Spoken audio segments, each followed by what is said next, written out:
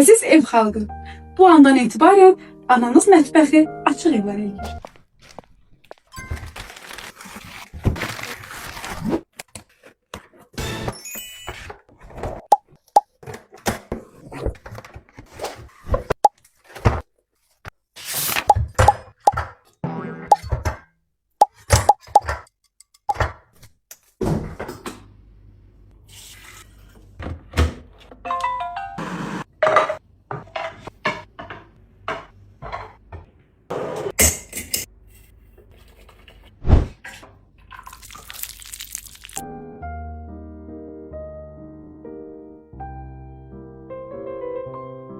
Bilirsiniz ki, hər xanımın ən çox vaxt keçirdiyi yer mətbəxidir.